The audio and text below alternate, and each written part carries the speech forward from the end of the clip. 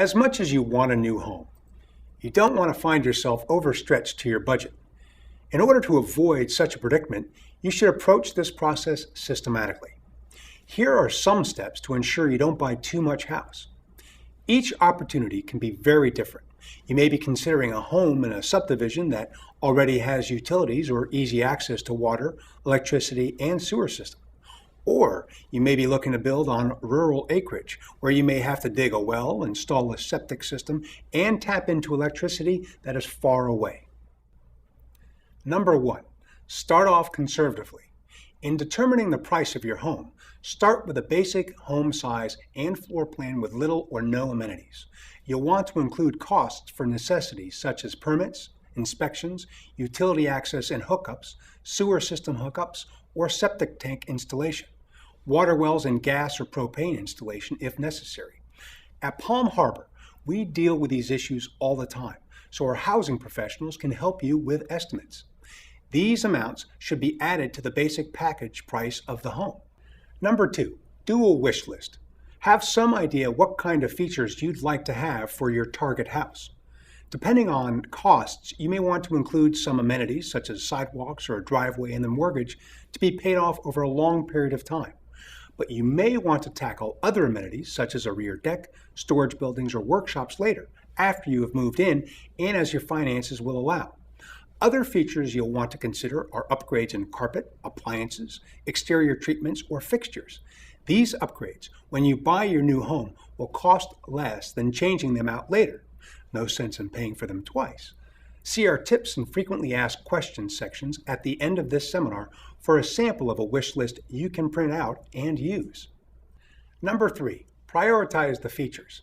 After compiling the list of home features that are important to you, prioritize them. This will allow you to be able to make trade-offs later on, if necessary, once you've established your budget. Also, this information will be quite helpful to your housing consultant. He or she can help you prioritize and may think of additional items you may not have considered, like fireplaces or built-in specialty cabinets. Many items are packaged for more savings. Number 4, peg your down payment. You can start out by answering a few questions like, how much cash do I have available for a down payment? And how much should I anticipate for closing costs? Knowing these answers can help you determine what kinds of loans you can get. Normally, down payments range from 3.5% to 20% of a home's purchase price. At Palm Harbor, if you own your own land outright or have a good amount of equity, you may qualify for no down payment. This is particularly helpful for young families just starting out that have access to family-owned land. You may have saved earnestly to fund your house. Perhaps you decided you could also earmark some or all of the proceeds of your previous home sale to your new house budget. Many are comfortable planning a rollover of their previous home's equity into their new home. Decide what's right for you.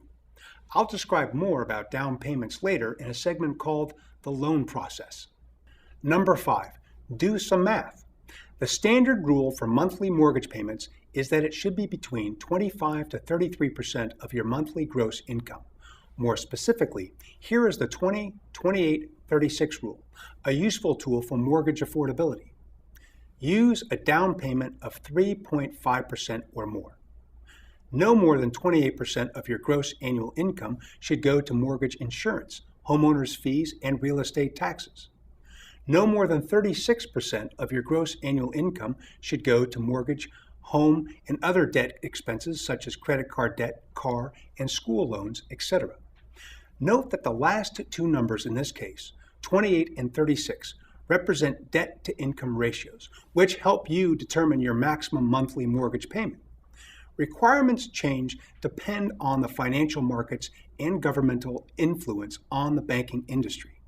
A Palm Harbor housing consultant can further explain how these numbers work together in obtaining a home loan and the current temperament of the financial industry. There are several mortgage budget calculators available free online where you can plug in practically everything you receive, save, or spend to arrive at an affordable mortgage payment. An example is the CNN Money Home Affordability Calculator. Whether or not you find this a realistic representation of your situation, it's still a good starting point for developing a budget. Look for more like it using your favorite search engine. Number 6, get pre-qualified for a loan. As we discussed earlier, working through your budget will give you a great opportunity to review your finances with a loan professional and truly determine if your home buying plan is feasible.